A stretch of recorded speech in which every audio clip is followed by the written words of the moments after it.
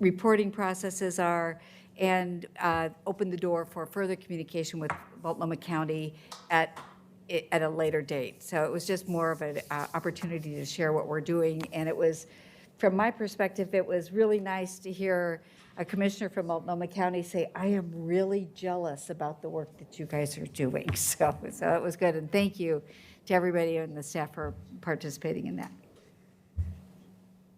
Anyone else? That's been a very good program over the years. Yeah. Bit by bit, we've made some real progress on air quality. and 501 particulate- wood stoves exchanged. Yeah, Well, we have a lot on the line if we're out of compliance. Yeah, we do. indeed. Anything else, commissioners? Just a couple things. We had our second meeting of the Tualatin Valley Highway Trail project. And I think we had a good discussion. There's about 8 or 9 of us on that committee, and started to zero in on Blanton and Shaw as the east to west route that would connect Hillsborough and points west into Beaverton and the Power Line Trail, et cetera. I'm pretty excited about it. I think it'll be a wonderful asset to the greater community and in particular Aloha.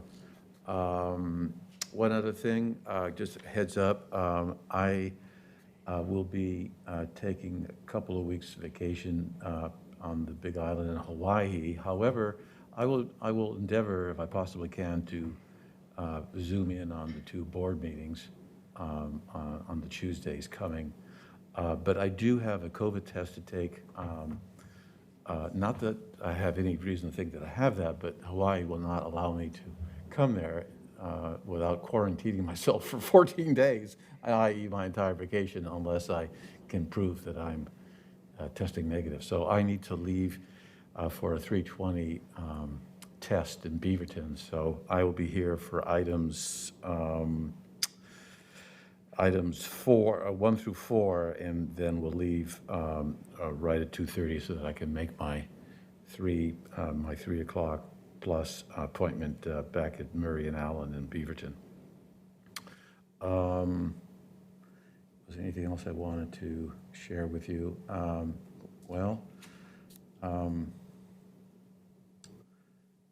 That's about it, I guess. I have a question for you, Commissioner Scouten. Wanted to mention to all of you that the AOC conference schedule has been updated. Previously, we were told it was only going to take place in the morning, but there are some meetings that have been set up in the afternoons of November 7 through 19. One of those meetings is the CFTL meeting. Yeah. So if you could please be on the lookout for those logistics and let the rest of us know what the meeting logistics might be. AOC has not yet published the Zoom logistics. They say that's coming in November, and I checked just as of yesterday, and nothing had been published about those logistics. So we'll all need to help one another out and get some assistance from our administrative support as well. I'm trying to recall my alternate on that. Is it you, Jerry? I believe I am, yes. Okay. It's typically been, I don't know what the schedule's like this year, but typically it's been an early morning breakfast starting at 7 o'clock. So this year, it's an afternoon meeting. But everything's going to be different, I would imagine. Yep. Yeah, it's Wednesday afternoon, 1 to 3, and all commissioners are welcome to attend, and I plan to attend for the second year. So that would be the 18th from 1 to 3? Yep, Okay. I'll put it in my calendar now. Thank you for that. yep. Commissioner Willie, anything? Yeah, just a couple of things. I'm thinking about what you just said on the 18th. I'm actually on vacation in Mexico then, but I have a panel meeting that I am attending on Zoom. Presuming I can do that from Mexico, international Zoom. I haven't confirmed that yet, but that's what I'll be doing that morning from 10 to 12. So that'll be an interesting day if I can log into that. Yeah, the things that I've been focused on for the last week or so, because of this week, Dick and I are both attending a meeting Oh, that's right. tomorrow on all the regional trails. Metro has convened a group of folks that are overseeing all the trails that we have actually on the west side here. Yeah, And it's focus on Washington County. yeah, it's a pretty significant number. It's interesting how many different trails that we have kind of in the planning stages of that, and how we're going to do that. It actually touches, Yamhill County will be there for the Yamhalis, is that how you say it? So anyway, we're going to be doing that tomorrow. That'll be a good meeting. And so in preparation for that, I've been having a couple of pre-meetings with the Salmonberry Trail folks and some others. So that's been fun actually to do that.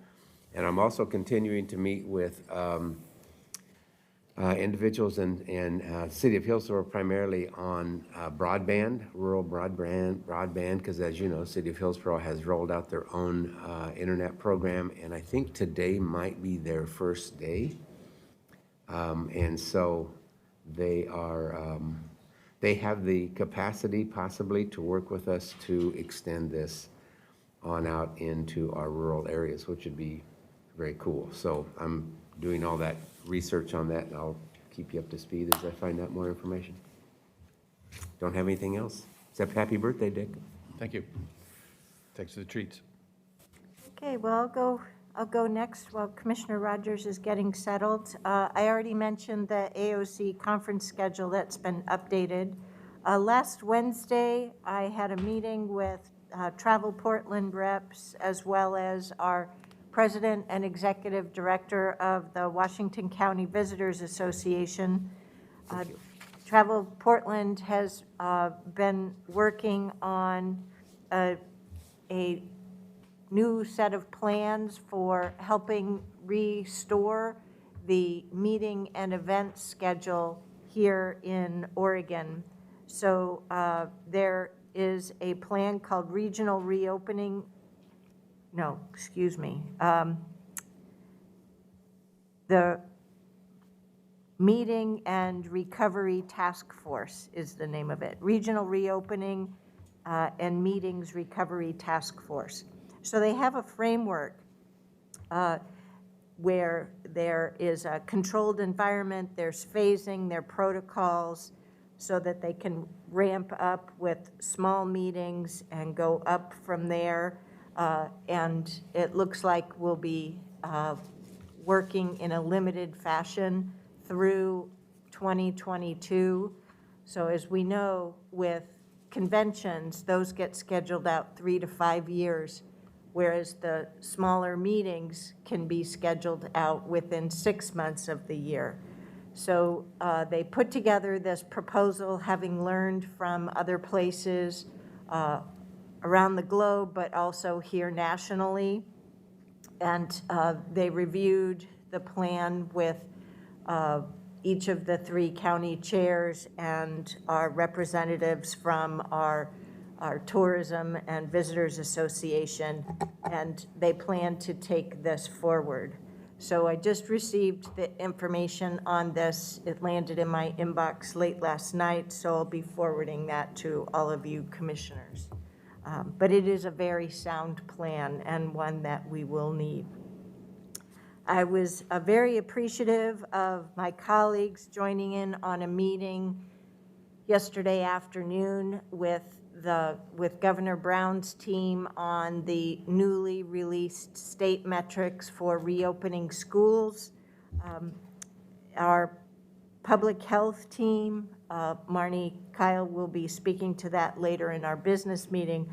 Our public health team has already engaged with the school superintendents here in Washington County to make sure that they are getting the support that is appropriate.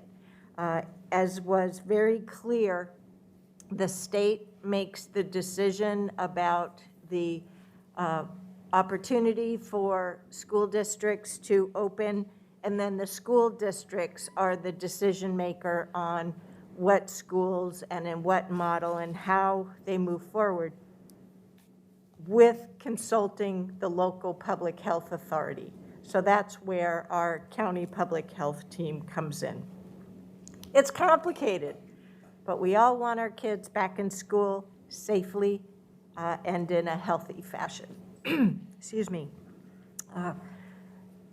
So that's what I wanted to contribute. I will be stepping out at 10 o'clock for a tri-chair call with Governor Brown on the state of affairs with COVID in our community and ideas that we have for moving forward and needing more collaboration with the state. So our Vice Chair, Commissioner Scouten, will initiate and run the Housing Authority of Washington County meeting, and if I'm still not back, then the board meeting. So he's done it before. It'll go smoothly. So, Commissioner Rogers, welcome. Oh, yeah. Happy November 3rd. Today is Commissioner Scouten's birthday. I forgot that. Yeah. Happy birthday, Dick. Yeah. Thank you. You don't hit 40 often, so it's really No, that's nice. right. And Yeah. I'm proud of you. Thank you. So any notable meetings you wish to mention? I know some next week and a few things here and there, but no, I'm fine. No worries, no worries. All righty. We had a So, jail tour yesterday, too. oh, that's right, we did. It was very interesting. The annual jail tour yesterday, and what was really different this year is, of course, jail operations under COVID. So the dormitory portion of the jail was closed because it's not set up to match the protocols on distancing and so forth. So the capacity of the jail is approximately 425 of the 572 beds. But we got to see all of the protocols in action, all the way from booking through the adults in custody movement throughout the jail and so forth. So hats off to our jail team. They've made sure that the community of adults in custody is safe and healthy, as well as that all the employees are safe and healthy as well. And then starting next year, we'll get back to having the annual jail tour in the spring. Did I miss anything of note on that tour? No? You know, it's a struggle, but I think that our jail is doing pretty darn good. Yes, they're leaders in our state here. It's the second largest jail in the state with over 8,000 bookings per year. So they're doing a stellar job of being nimble with their operations and adapting as the spread of COVID is here in our community and our knowledge about this new virus changes as well. Right. And no one, at this point, no one leaves that jail until at least they've been quarantined sufficient time before they're released back into the community. Yep, that's right, exactly. Thank you. Leadership communication. Good morning, Chair Harrington and board members. I do have a couple updates for you. The first is on the community investment conversations. The invitations went out last week and has been posted on all county social media channels on Horizons and gone out to the email list held by our community engagement team. Additionally, it has gone out to members and affiliates of Coalition of Communities of Color, which has 19 organizational affiliates. Adelante Mejeras Vision Action Network, which has a 2,500 person distribution list, so we're trying to reach far and wide with our distribution. In addition, the participant guide, which will be helpful information for participants to have prior to the sessions, is being finalized today and then will be translated also into Spanish. Elizabeth will be sharing this with the board, as well as a calendar invite and link to join the tech run through next Monday for those board members who would like to join and have a run of show. Next item is on benefits renewal. It is benefits renewal time for the county, which spans from November 5th to the 25th. And I have great news. We are looking at a flat increase, so huge benefit for employees and for the county. I want to express appreciation to the HR benefits team for really their innovative and out-of-the-box thinking to make this happen. So some of the highlights of what has occurred is dental plan, the ODS dental plan. All preventative services will be offered at no cost to employees, so great news. And we are changing from Willamette Dental to Kaiser due to cost, and actually many employee requests for this specific change. Long-term life and long-term disability changes, we are able to, due to the changes, all employees have the opportunity to purchase up to $150,000 of additional life insurance with no medical exam. And why this is such great news is usually that benefit is only offered at the start of your appointment or service date with the county, not midway through your service date. And then our medical insurance plans remain the same. So this is really great news because this was frankly unanticipated. We were projecting actually significant increases when COVID had started. Also, I want to just express appreciation seeing everyone masked up in this room, and with the exception if you're having coffee, Commissioner Schouten. One of the things we would ask for speakers sitting at the tables is after you are done speaking to wipe off with the wipes in front of you so that it's clean and safe for those who are coming and speaking after you. So Angie is in the audience, or she may have just stepped out, but she'll be helping monitor that and giving reminders to speakers. How about you, Mr. General Counsel Alan Rapelier? Thank you, Madam Chair. Just a personal note, I hurt my back this weekend, so I've been standing up, and I was hoping I'd feel a little better today, and it's still giving me problems, so I'll likely have Brad come in and fill out for the rest of the day after about 10. So yesterday, I think I let you know that we prevailed on the challenge by the no on 110 versus Washington County. That is the sort of decriminalization of drugs and reallocating marijuana tax money. There was Scribner's errors on the ballot, and they challenged that, and they wanted an injunction for certifying the election, and the judge denied that. But we'll have to, the next step on the case, we'll have to see what happens tonight. If the measure fails, then it seems like that would be a completely moot point. If it passes, then we have to. Well, we can, our vote may not have made any difference whatsoever on that measure. So there is another case filed in Marion County, and we'll be following that and giving you updates on that in the future. That's it. Thank you. Thank you. For Clean Water Services, Diane Taniguchi-Dennis. Thank you, Chair Harrington and board members. I wanted to report from a continuity of business operations. We're doing well at Clean Water Services. We have no new COVID cases after the recent one that we had, which is really positive, and the team really responded quite well. We did have our first fall leaf drop-off last weekend, and it sounds like it went well, and we have another one slated for this next weekend. So we'll keep working on the drop-off. Thank you. Well, the winter rains are due any day now, right? Let's keep the storm drains clear and effective. All right. For the formal agenda, we did have a couple of changes.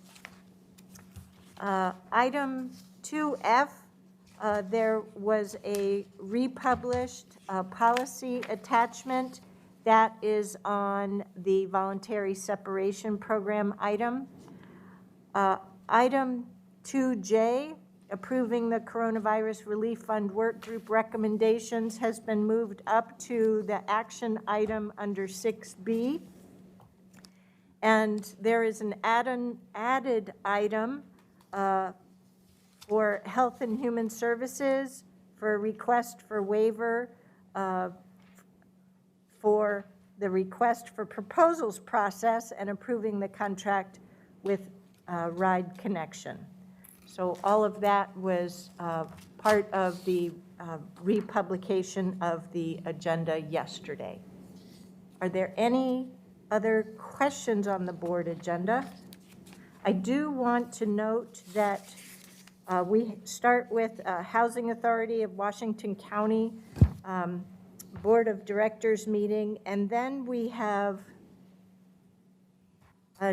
3 presentations, followed by 2 proclamations.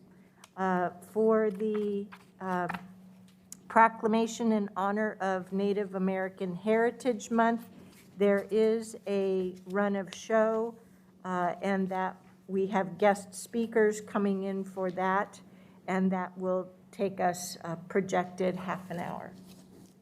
One question. Yes, Commissioner Rogers? Item G, it's on the Armory roof replacement. I don't have a big issue that the roof needs to be replaced, but what's the status of that Armory? What are we doing with it, and how much are we going to spend on it? And That is the shop for the West Side Commons Fair Complex. I know I've had a tour, maybe others have. The old shop had been torn down as right. part of the event center construction. And so it has a whole big array of tools that are needed for maintenance of the whole West Side Commons complex. At one time, we were going to tear the Armory down too, or do Right. something, completely remodel. So that gives me an idea. So what we're going to do is use it as a shop Yes. for future. Okay. Yes, they went through, before we took possession of it, they made sure to check for asbestos, Right, that was always a addressed concern. all those needs. So the team moved in, it was summer of 2019. That's Now that I right, think about yeah. it. And they've been using it quite effectively. So no plans to tear it down? Nope. Chair Harrington, if I can just add to that, a few weeks ago, I had the opportunity to tour that building, and I will say the roof is in desperate need, especially when Yeah, you see whole building. daylight in spots. It is actively being used as a shop, and staff were using it as I was touring. Okay, great. I'm glad you Thanks. asked. Yeah. Yeah. Anything else on the agendas for later, folks? All righty. Well, then, we'll move right in. Ooh, it says time certain at 9:15. And we're a little early. So what do we do about that? Take another item.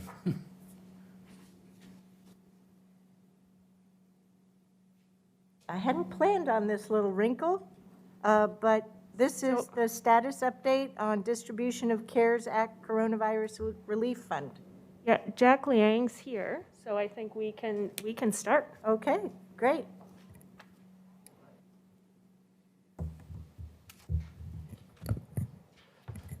Chair Harrington, Board of Commissioners, Jack Liang will walk you through the CARES Act CRF grants and program update and our work with the CRF work group. Jack? Yes. Good morning, Chair Harrington. Good morning, Commissioners. I'm happy to provide you another update of the CARES Act CRF grants and programs. And we're covering the data from March to October, most of October this time. Next slide, please. So just a quick reminder, we have 4 principles that was recommended by the CRF work group, approved by the board back on June 2nd. And then the 4 principles are protect public health, stabilize local economy, support community-based organizations, and mental health and community psyche program.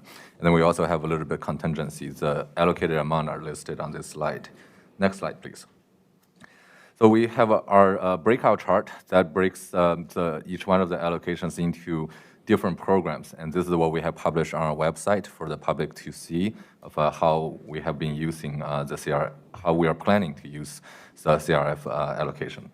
Next slide, please. So this is the current picture of the overall CRF portfolio, and this data is from March 1st to October 19th.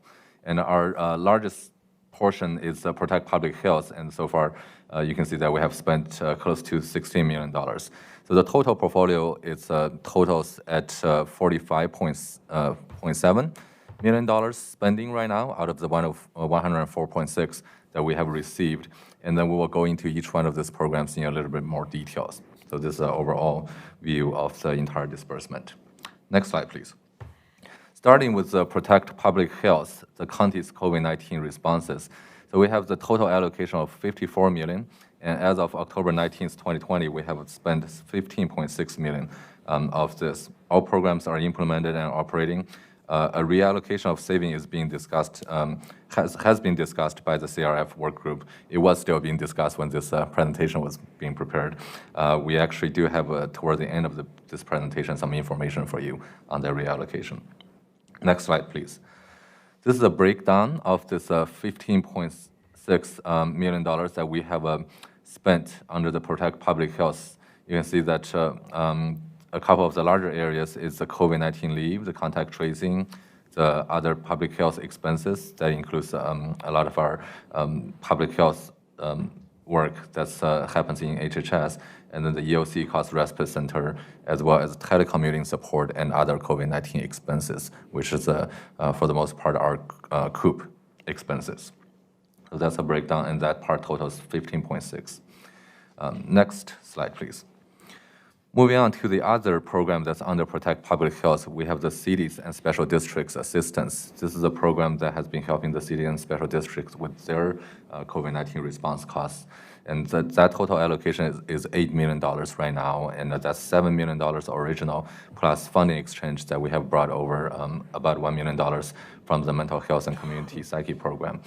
As of October 19th, we have spent $6.2 million that has been claimed and distributed to the cities and special districts, and the numbers are still continue to come in, and the claim continue to come in. So we fully expect to fully expend this portion. If I could just interject an anecdotal piece of information on the mental health and community psyche, THPRD worked with partners and hosted a drive-through trick-or-treat a couple of Saturdays ago, and it was wonderful for our community members, but it was also a real boost for their program staff, since so many of their programs were sidelined by COVID-19. Absolutely. Thank you, Chair Harrington. And for the city and special districts, they are continuing to claim. And just a reminder that when we built this program, we did build a deadline for claim to come in by November 15th, just so the county have more time to reallocate any potential savings. Right now, we're not expecting any, so we may have another checkpoint to say, do we need to extend this program? Do we need to add more money, actually? And then for Cornelius, Hillsborough, North Plains, Yeah, Sherwood. can I just add a point there? This last week, I met on a monthly meeting with the managers of the cities and special service district and reminded them of this deadline. What came out of that conversation is a couple questions of expending their funds, and those questions have been directed to finance to help those organizations navigate that process. Yep, absolutely. And out of the whole list of the cities and special districts, Cornelius, Hillsborough, North Plains, Sherwood, and THPRD have fully exhausted their awarded amount. So later on in this slide, we will actually propose additional funding to be allocated here. Next slide, please. That's the Protect Public Health. Any questions for this portion of the CRF funding? All right, we'll move to the next slide. Stabilize local economy. We have quite a few programs that are built under this principle. And the first one is the business assistance program. And we have a $15 million that's allocated that is actively managed by a business assistant work group. And starting with the small business grant, we have the unincorporated Washington County portion, $3 million, and incorporated Washington County portion that was at $7 million, and then it's got $0.2 million allocated from other programs under this umbrella, and then it's $7.2 million right now. And for the unincorporated Washington County, out of the $3 million, we have worked with MISO, and $1.5 million grant has been distributed to small businesses. And then the work group is continuing to work on the other $1.5 million. The last I've heard is they fully expect to fully expend that portion. For the incorporated Washington County, all $7.2 million has been distributed to cities and contract partners, and payments to beneficiaries are continue to be in progress under that program. Next slide, please. I want to once again thank Commissioners Willie and Treese for following through on this program week in and week out for getting those dollars out into our community. A lot of follow through. All right. So on the next slide is the other programs under the Business Assistance Program. We have the Business Recovery Program with a $500,000 allocated, and $400,000 has been expended right now. The SBEA, the Small Business Emergency Assistance Reimbursement, $2.3 million committed to CD, and that portion is fully expended. The workforce training with $1.5 million committed. All programs are established and operating, and then the claims and payments are in progress right now. And then we also have a little bit of contingency left under that program. It's about $500,000. Next slide, please. So the next program under Stabilized Local Economy is the Stable Housing and the Utility Assistance. We have a total allocation of $6 million for stable housing and $3 million for utility assistance. For the county's expenditure as of October 19th, the numbers are very small. For the rental assistance, we have about $12,000, and the utility assistant, we have about $3,000. And we have worked with the Community Action, who is our primary partner, to say, okay, what's the reason why we're kind of burning a little slow on this program? What we have found out is that Community Action has received multiple funding sources. So by not having that discussion earlier, they actually used the state funding sources earlier than the counties, which kind of put the county's allocation on the back end. They fully expect to ramp up to, we actually have about $1 million in claim right now. We just haven't paid it out yet, so that's in the progress. And then they are expecting to ramp up to about $3 million per month. So we still feel fairly comfortable that $6 million is about the right range for that program. On the utility assistance, I got some new information after this slide has been submitted, is what I'm hearing from Clean Water Services, is that what we realize is that the need out in the community may be less than the $3 million that we anticipated. So there actually will be something between $2 million to $2.5 million that we may be able to save from that program that can be available for other programs. Next slide, please. So for the houseless population support, we have $1.7 million allocated under multiple programs, and then so far we have expended $321,000. The programs include the Safe Sleep Village, the Family Promise Center, shelter, and then the Hotel Cares Voucher Program. Now, it almost feels like that we have been exploring these programs for a long time, but it really has only been the last couple of months that it has ramped up to its full operation, and that's part of the reason why the numbers are not really showing really high up in that $1.7 million allocation. So far, we haven't heard any confirmation of any possible savings from this program. In addition, actually, there may be some additional need for this program there. Next slide, please. Under the child care provider assistance, we have total allocation of $5.5 million, and then the expenditure as of October 19th has been $4 million, and we're primarily working with MISO. And last we heard from MISO is that they have processed application totaling 2.72 and still working on others. So there are still work being done to allocate that additional 1.5 in addition to that $4 million there. So I know that our folks in HHS that continue to work on this program is looking for ways to get the most benefit out to the community in this area. And we may or may not have some saving out of this program. It's just undetermined at this moment. And then we have a list of advisory community partners that's involved in this program, including Community Action, Central Cultural, United Way, and Early Learning Washington County. Next slide, please. And the next one is the distance learning support, and the board allocated $5.5 million towards this program as well. Our expenditure as of October 19th, 2020 is $1.2 million. We have Hillsborough, Banks, Forest Grove, and Sherwood contracts are executed. And then when we were preparing this slide, Beaverton and Tiger Tualatin contracts are still in progress. So this is a program that is also one that we stood up a little bit later in the process. So it's still going under its development stage to reach its full extent. Next slide, please. Any questions for the stabilized local economy portion? Yeah, I'd like to, Jack, just to go back to that distance learning one that you just talked about. So Banks Hillsborough, Banks, Forest Grove, Sherwood, they've been executed, so that's where the 1.2 distribution has come about. Correct. Okay, and then Beaverton and Tigard, so it doesn't sound to me like we're gonna get anywhere close to that 5.5 million. Do we have a plan B for that? So the program is actually working with the school districts to assess their need. Over there, under the CRF, we are actually allowed to allocate up to $500 per student for the school districts.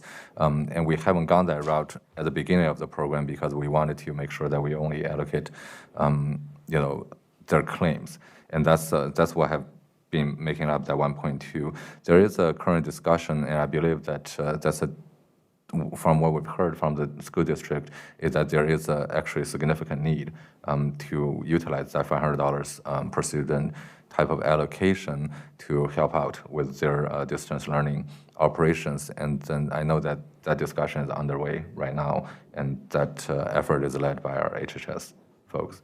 So we can bring you more information, but so far we haven't heard any savings that may come out of this. The plan B is actually to utilize a more general and broad allocation method to help out the school districts.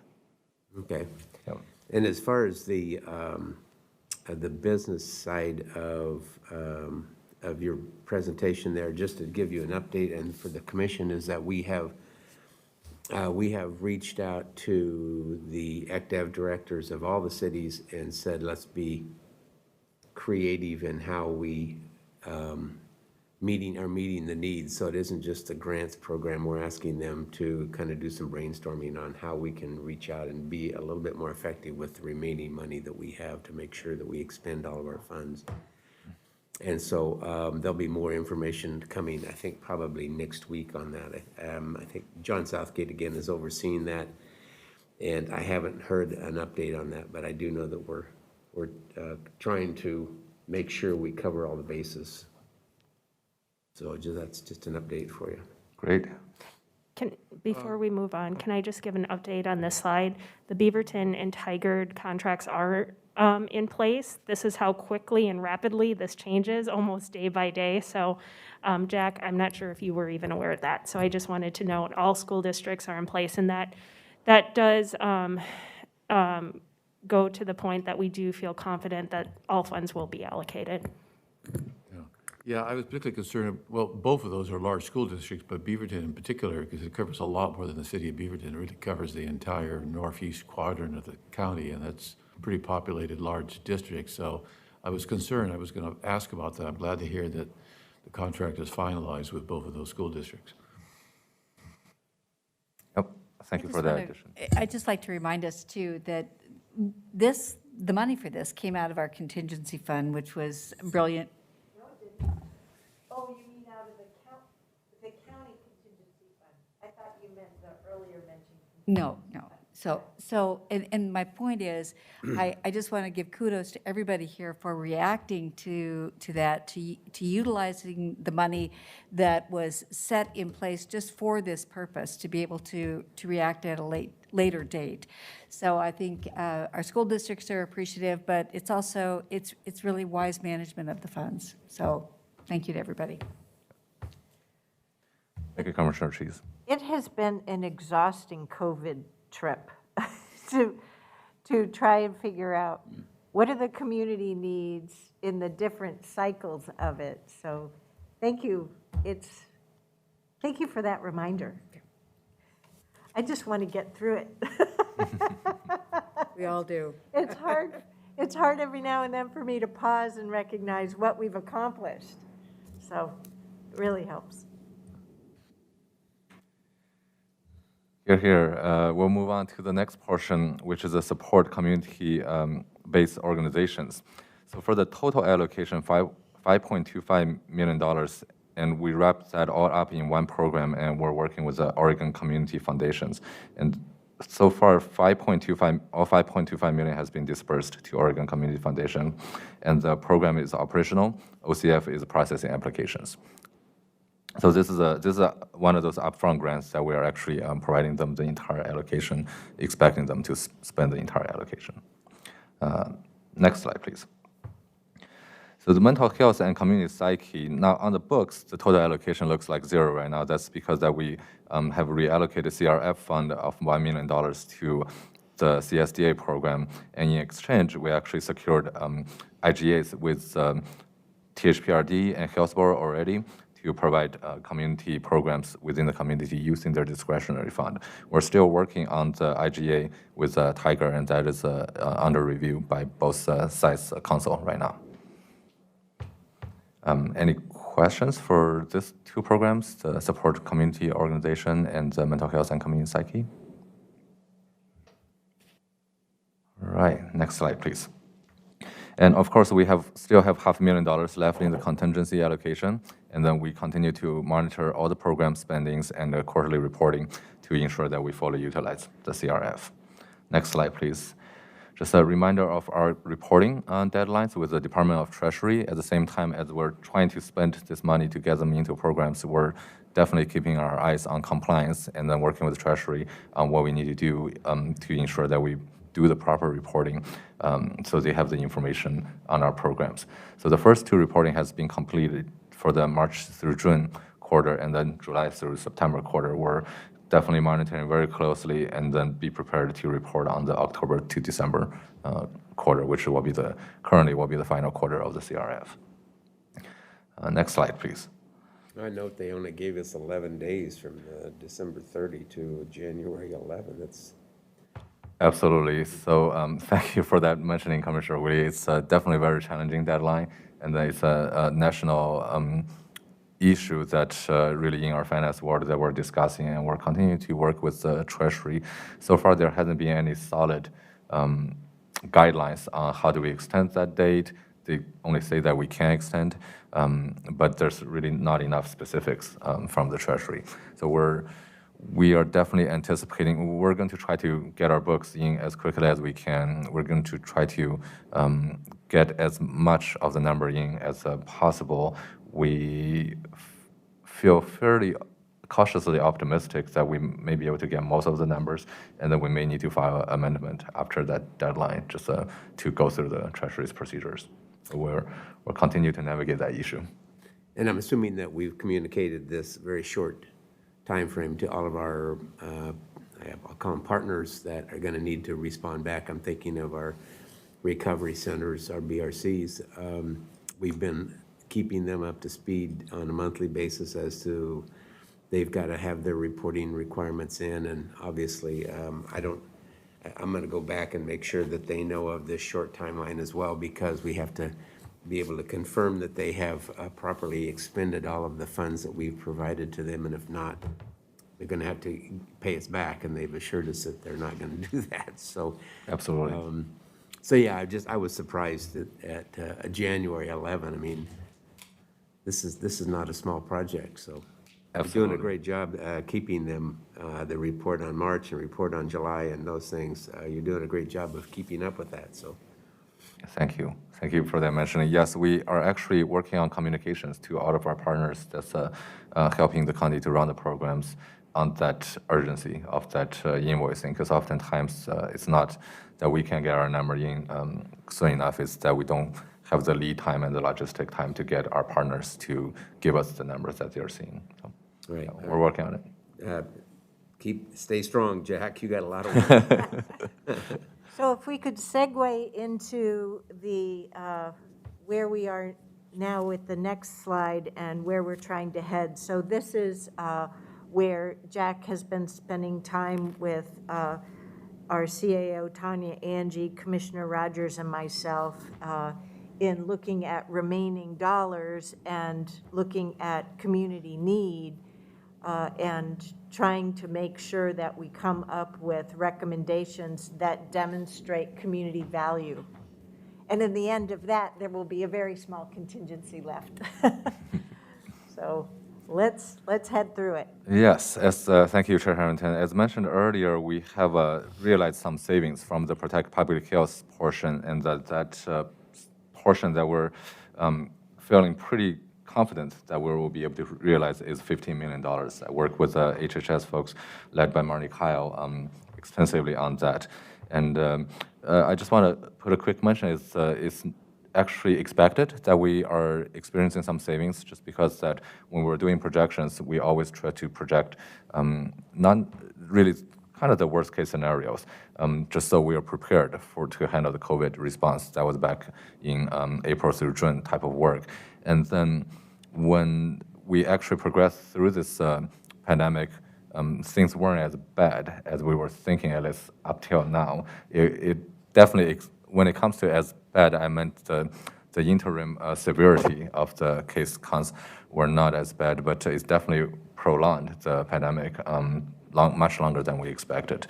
So, and that's what resulted in the saving, is that we realized that during that period of time between June till December, that we're not experiencing some of the severity that we were expecting.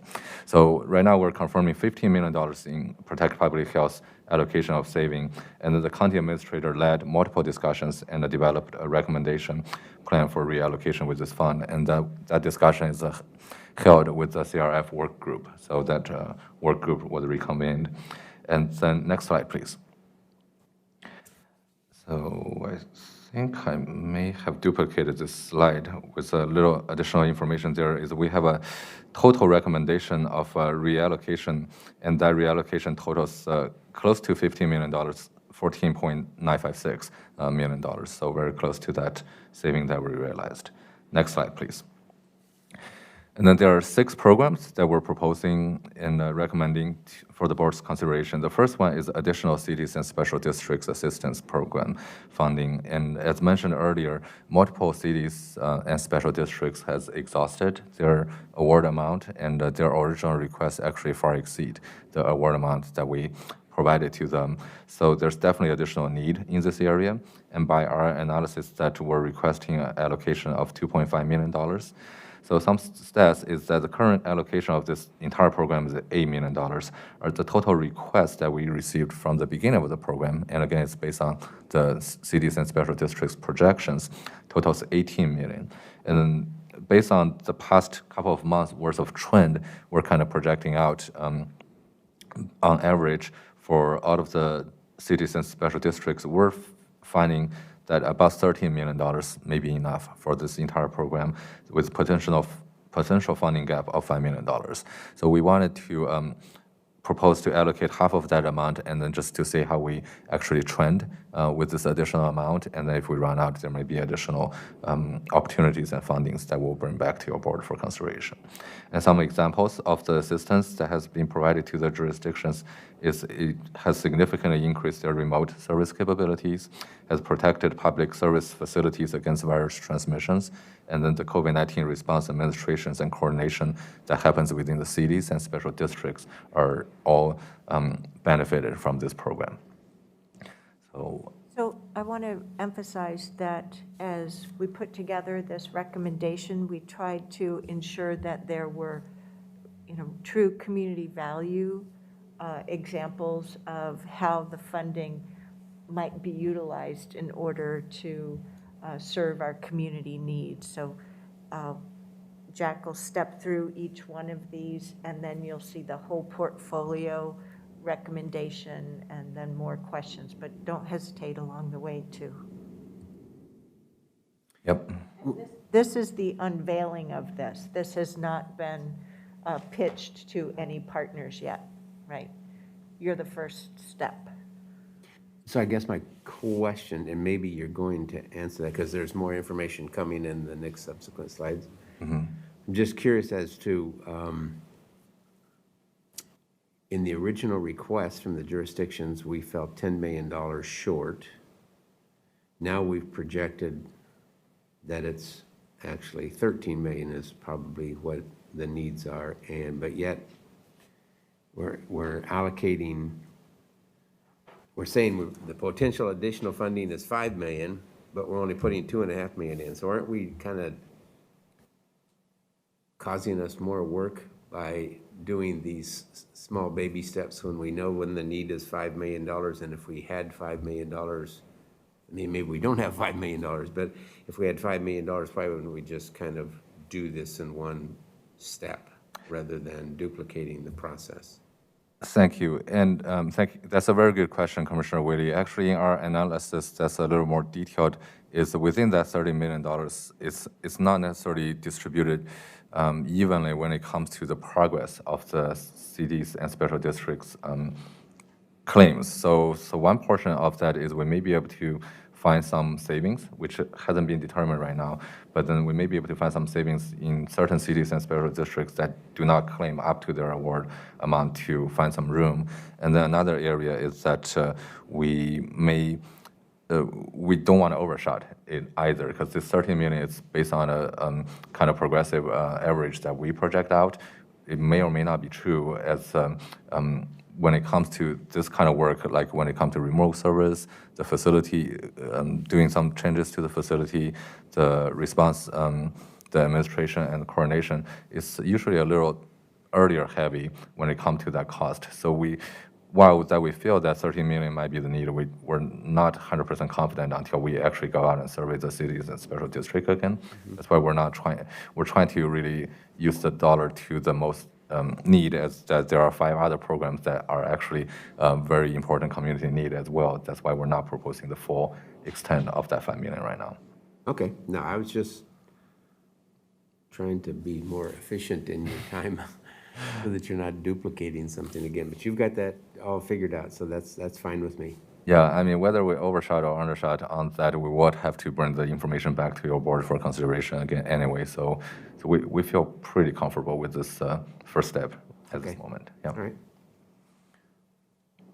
All right, moving on to the next program. We have 6 in total. And the next one is the food and nutrition public assistance. This is the one that is proposed by our HHS, and then we realized that one industry that was hit the hardest, well, actually 2, is the food industry and the nutrition. Actually, no, I'm talking about a different program. So let me recenter myself. This food nutrition public assistance is not to the industries, it's actually to the public. And then the total allocation for this is $1.6 million.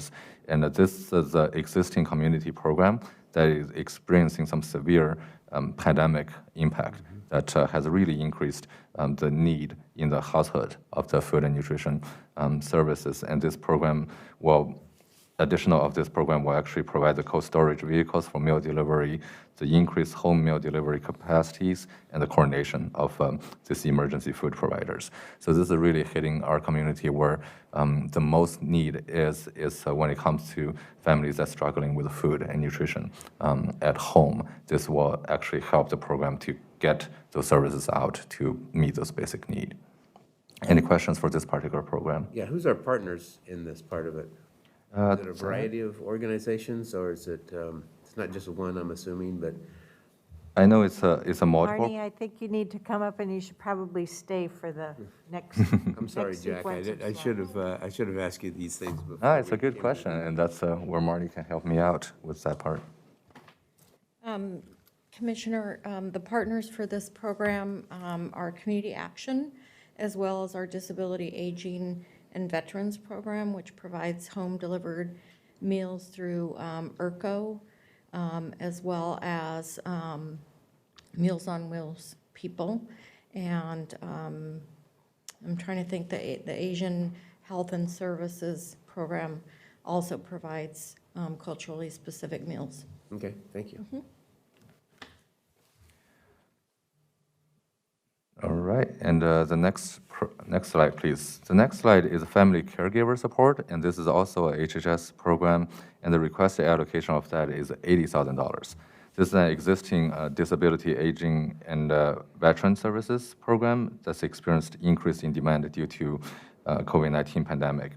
And the funding will allow Daves to serve approximately 90 additional caregivers that's inside homes. Anything to add to that, Marnie? No, not unless there's questions. All right, next one, please. Then the next one, we have the increased houseless population service. The total requested allocation is $1.235 million. And then this is an existing CRF program that's under the umbrella of houseless population services. And then this will ensure the houseless individuals and families shared access to socially distanced, sanitary, non-congregate shelters by the program that we already stood up, as well as the winter shelter that is underway right now. I have a question. Yes. And it applies to this particular allocation, but also just in general. We are certain that this money will be able to be allocated prior to the end of the year as well. I'm reflecting back on that graph that you gave us about the blue and the orange, what's been allocated and what's remaining. So my only question is that was taken into consideration, I assume. And that is correct. So in our discussion, this programs, well, now that we're a little more experienced of what we're dealing with under COVID, I think we are getting a little bit better with projecting our cost. And these costs are projected by our HHS folks and housing folks. That's based on the current operations that we're seeing right now, rather than imagining, what's our operation 6 months from now. So I would feel fairly confident with these numbers. And again, we may not necessarily land exactly on the dollars, so we always have ways and rooms to maneuver those areas. Yeah. And part of this is using cost accounting for where we've already sunk the cost, where by doing so, we're reimbursing, since it's all addressing COVID, using the CRF funds, and therefore extending our general fund use for the programs into 2021. Yeah, that's going on for several of these. This is Making sure that we're spending this money on COVID-related issues is what I'm exactly, hearing. yeah, Thank you. Yeah, Correct. my brain is bursting with all the review of this, so. Yes, next slide, please. This is the food establishment assistance program that I was mentioning. It's actually in the recommendation you'll be reviewing during your board meeting today is actually food and tourist industry establishment. And those are the two industries that are hit the hardest during COVID, and then obviously that they will need assistance in this area. So this is a new proposed program proposed by HHS, and the requested allocation is $1.5 million. And this is to assist with the costs incurred to comply with the OHA guidance for the food and tourist establishment. And it's a very much needed program that's in the community. Any questions for this one? I'm really excited about this because it is an area where we're responding to what we've been learning, and earlier we weren't able to accommodate all of this, so this is definitely meeting an unmet need. So Jack, is this, the purpose of this to help restaurants who are trying to expand their I guess, capacity by expanding out onto their parking lot and putting up temporary things? Is that part of it? That would be a qualifying cost. I don't think we're limiting it to just that. It's really, we're realizing that this industry are affected the most compared to other industries. So we're really trying to build a program that's very wide. It's any cost that has been induced by COVID that is not reimbursed by another program, like the county's other program or any federal state programs would qualify for this program here. Marnie, do you have some practical examples of this in the field? Well, I would say that this could be used for expanding programs or expanding their outdoor service, winterizing their outdoor services. But for a lot of especially our restaurant industry and the tourist industry, this is used just to simply survive, to keep their doors open. And so this program is very similar to what they're doing in Clackamas, Multnomah, and actually Clark County. It was modeled after that. And so it's really to assist them with those costs that they've been incurring because of COVID. So those are the kind of things that would be used on. And we're leaving it pretty open, so it doesn't have to be to expand. It can be just to simply survive. We are not able to cover lost revenue, but what this program can cover is operating costs. Yes. Especially as the guidance for operating in this environment has more requirements than previously. So it's helping those who are really on their business is on life support, to help shore them up a little bit and make sure, hopefully to make sure they're able to continue onward. And I would just add that as we move forward with this, this is all great, and I really appreciate the work that's been put into this. My concern would be that we communicate with the business assistance group as well and utilize the systems that are in place for allocating this proposed money.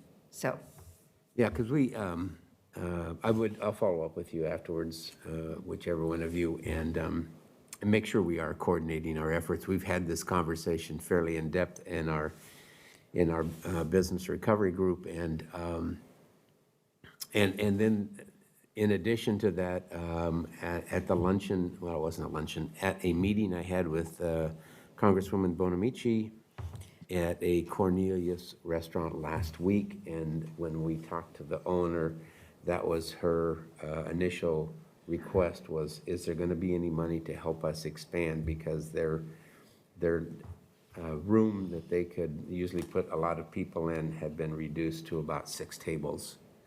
So they were going to have to expand out into their parking lot. Fortunately, they had a good-sized parking lot and could do that, but they were talking about doing that, but it was going to be expensive. So we can talk about how we can best facilitate those requests. And Jack's team and Alex, we've all been talking about what's the most efficient way to get these funds out. Is it through the business recovery? Is it through environmental health, who has a list of all the restaurants? And so, yeah, we've definitely been talking about what is the most efficient way. And just to your point, being really careful that we're not replacing lost revenue. Yeah. Because we can't use these funds to replace lost revenue. Yep. And one thing that we put in consideration of this program, if it's approved by the board and we're in operational mode, really speed is kind of the key right now, is because we're already in November and got about 2 months left of the year to utilize this fund. So we're thinking very creatively and innovatively on how we can operationalize this program. Yep. Right. And we'll definitely connect with Alex on that. Yep. Next slide, please. So the next one is extending respite shelter operations. And then what that means is that we're proposing actually by HHS and Housing, proposing a requested allocation of $8 million. And that $8 million will be utilized to actually purchase a property. And then the state requirement is for us to maintain a respite shelter through phase 2 of reopening. And due to the prolonged nature of the COVID-19 pandemic, we're starting to realize that purchasing a property actually is going to save the county money on the operational cost. So a cost analysis was done by Housing, and they clearly showed that the cost effectiveness of acquiring a property. The property will be used as the county's respite shelter throughout the phase 2 of reopening. And then for the future, if we're out of the COVID pandemic, the future community service potentials can include supportive housing, transitional housing for out-of-custody adults, out-of-state hospital patients, and then youth that are in transition. So it's actually a beneficial move for the county to invest in this area. Any questions for this one? Behind this, our team has done real estate work to evaluate properties that are available, what their condition is, what both their near and short-term use and capabilities are, their current state, as well as future flexibility. So they've done a lot of examination on this, so that it is, I'm convinced that it is a credible recommendation that is being brought for you today. and this is the largest amount of money that's being allocated out of that 15 million. Okay.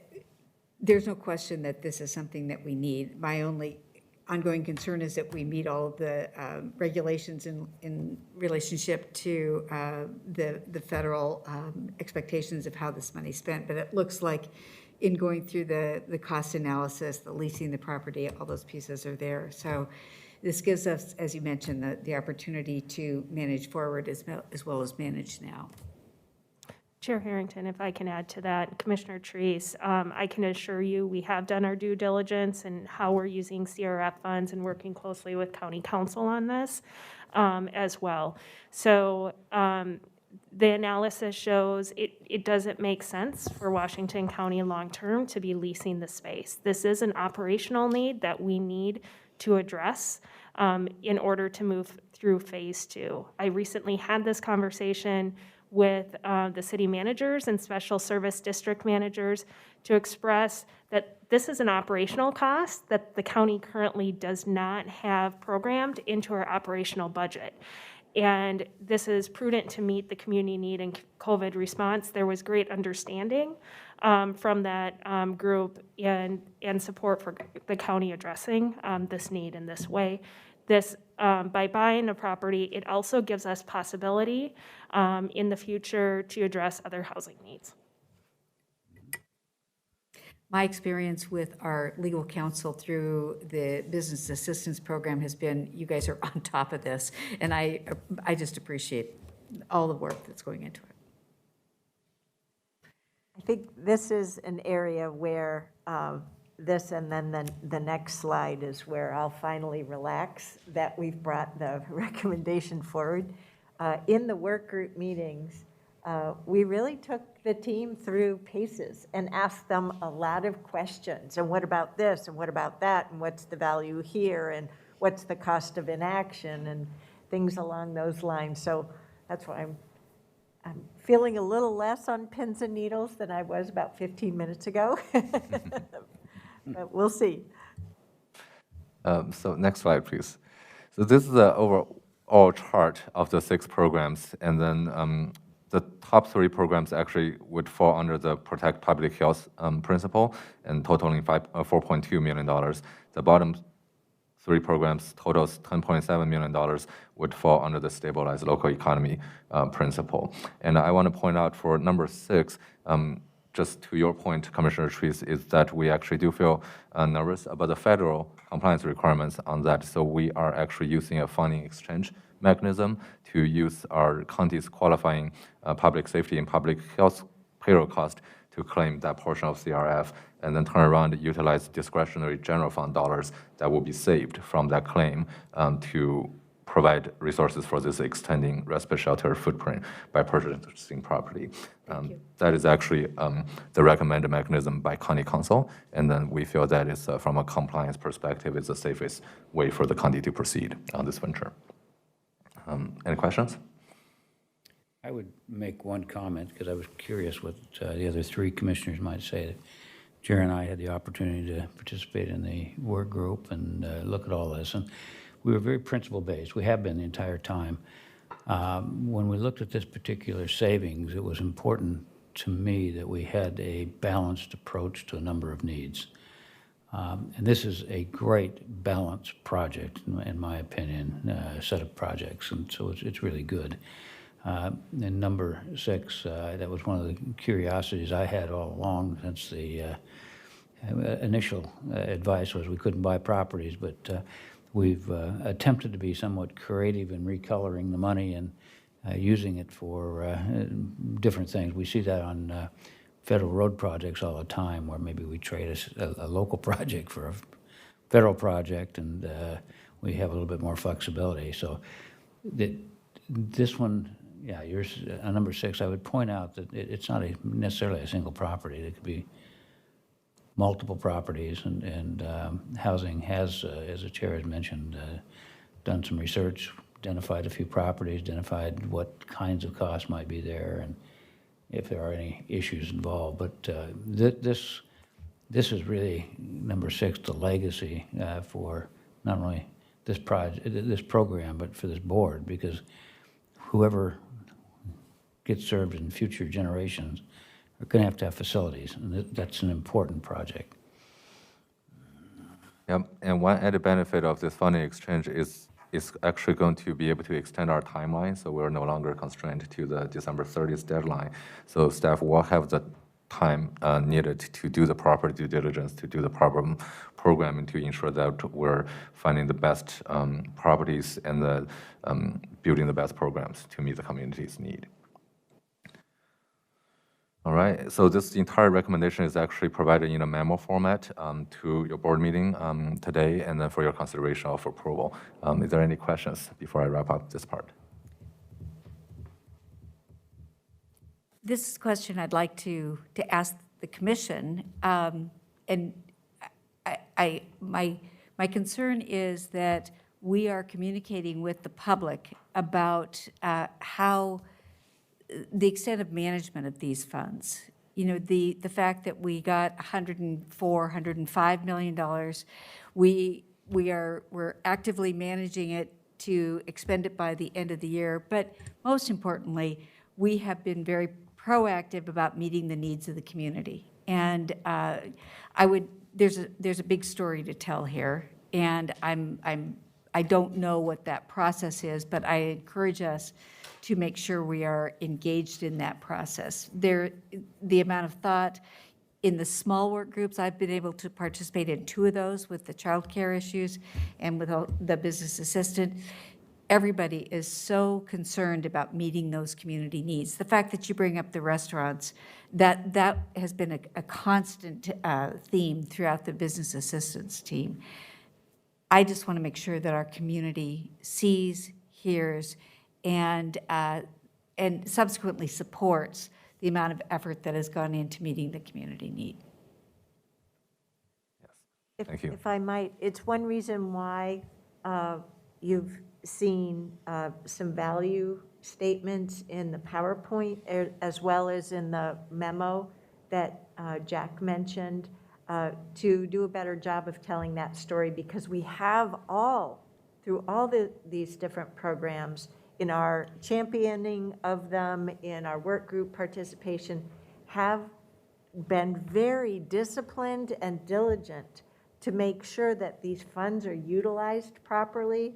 And so it's trying to make sure we're stepping back and are able to transition more to telling the story of addressing those community needs. So there are steps that we'll be going through, probably through at least a good part of January, to make sure that our community, our state legislators, and our federal delegation know that we are grateful for the opportunity of these CARES Act funds, that the CRF funds are just one component of, our CDBG team has been very busy, as you know, with the ESG grants as well.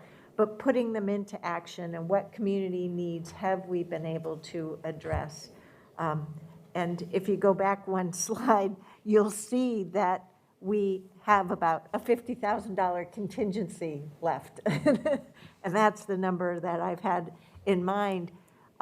One thing that I learned through the work group is that as they go through the cost accounting, if by some chance there is an aspect of this that doesn't get spent, the costs that the county has for addressing the overall community need for public health and for public safety still exceeds the amount of dollars. So we're going to leave no dollar unspent. As it should be. Yep, but we've got our communications team, all of our PIOs at the ready to help us be able to construct that story. And I'd just like to take us back to the early days of this and remind us what the situation was with our cities and the fact that there was a lot of concern about the county getting the money. I don't believe that that same concern exists today, that there has been cooperation with the cities. The county has always looked at this as county-wide money. And I believe that initially there was concern, but we have worked diligently through all of our different methodologies to work with the cities. So that's one piece that I just want to point out here. I think it's important to recognize that. Unlike Multnomah County, who had, their allocation was a problem from the get-go. And we understand that Clackamas County got their money from the state. So we've been in a unique situation to be put into a position of having to collaborate, having to work across our county to make sure that this money's allocated appropriately, and I'm confident that it is. Commissioner Schouten, Commissioner Willie, any remaining questions at this juncture? No, I just support what Pam just said. That was our whole focus when, with the business group, was collaboration and partnership and reaching out to the cities. And I think we've done that, and I think they've demonstrated that they appreciated being involved in the whole process. So, And special districts as well. I mean, so congratulations to the CRF team. One final comment that I'd make is that we've had a long, proud tradition in Washington County of being very businesslike in our approach and how we look at things, and it's very systematic, very inclusive, and that's coming out in just spades on this particular project. I mean, we've really spent this money wisely, and I think it represents our values. But it's not a story. I'm hoping that what's going to happen, and I guess I'd point to our CEO, your public relations folk, I'm hoping that there's going to be, it doesn't have to be too big, but some kind of minor publication that would tell the many stories and the many things that have occurred that this board was helpful in. And I think there's everything from childcare to housing to business, and I echo the chair's comments that the business group has done great.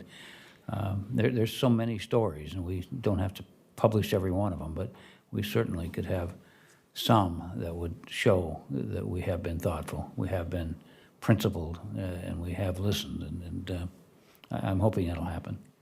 And that equity was at the forefront as well. Sure. And Sure, absolutely, Chair Harrington and Commissioner Rogers, to respond to that, yes.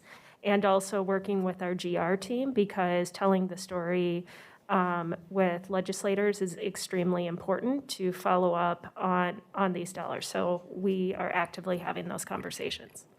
Great. yep. And to add to that, we're actually starting conversations with our Office of Equity, Inclusion, and Community Engagement. How do we capture data that would support that program closeout report? Basically, that will tell the story of the community impact with the DEI lens that's on it as well. The only comment I would make, thank you for a very thorough presentation, a lot of good questions and follow-up answers. Sadly, the COVID crisis is going to continue. In fact, it's going to deepen for a while yet into the new year. We'll see how the elections turn out today. We could be anticipating a continuing source of funding to address some of these COVID issues going forward beyond the end of this year. Yep. We're definitely hopeful for that. Chair Harrington, can I just add Yes, please. commentary to that? So our staff groups, and especially Health and Human Services, are actively working on what does post December 31st look like, and the service portfolio and financial needs, and we'll be bringing that discussion forward to the board in the near future. It is also part of that story that we will need to tell to our legislators on the value of these dollars and needs that we have moving forward. So behind the scenes, we've been building up to this moment of how will we know in early November how we're doing with the utilization of these almost $105 million. So this is where I've been on pins and needles. And making sure, as we're all looking at the deadline for this programming. So it sounds like you've got full thumbs up approval to move forward with this recommendation. And let's continue on pressing hard as fast as possible to continue meeting the various needs of our community, especially given the compromised position that our community is in with the state of COVID and the economic recession that we're now in. Could I ask one last question? Is $80,000 enough for the family caregiver support? It seems like such a relatively small amount of money. And I recognize there's a high need, and I would just say, I trust you, Marnie, I trust your group and your assessment of these needs. When you look at all the numbers, that one is particularly jumps out. Right. Thank you, Commissioner Treese. I mean, part of me wants to say it's never enough, but the $80,000 does allow us to maintain the expanded services to meet the needs that we've seen really since March. And the other thing that it does is Dave's has received some federal aging funds that can be used January forward into September. So it allows us to save those funds It closes for again. the 2021, yeah, yep. Thank you. All right. Well, thank you for your time this morning. As I mentioned, that there will be a agenda action item for your consideration of approval, and I will continue to bring you timely information on the CRF program for the remainder of this program, and then continue to monitor that program. So, Great job. thank you for your time. Jack, good job. All righty. Thank you to Chair and to Commissioner Rogers as well. You're welcome. Take a deep breath and acknowledge that we got through that. It was a really great recommendation, but a lot went into it, and so my stomach can settle down now. So we are now at a breaking point in our work session, and we will reconvene the work session, hopefully at 1 o'clock. I'm a little concerned that our board meeting will take some extensive time, but stay tuned. We'll figure that out as we go. And at 10 o'clock, we'll convene as the Housing Authority of Washington County Board of Directors. Great. Chair Harrington, can I request that we start at 10:05 to allow our staff enough time to transition the technology to the board meeting? They need at least 10 minutes. Sure. So, okay. Okay. 10:05. Thank you.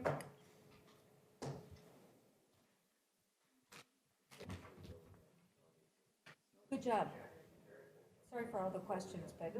No, that's good. And I really feel strongly that we You've been working hard. did what we've done and reflect where we were and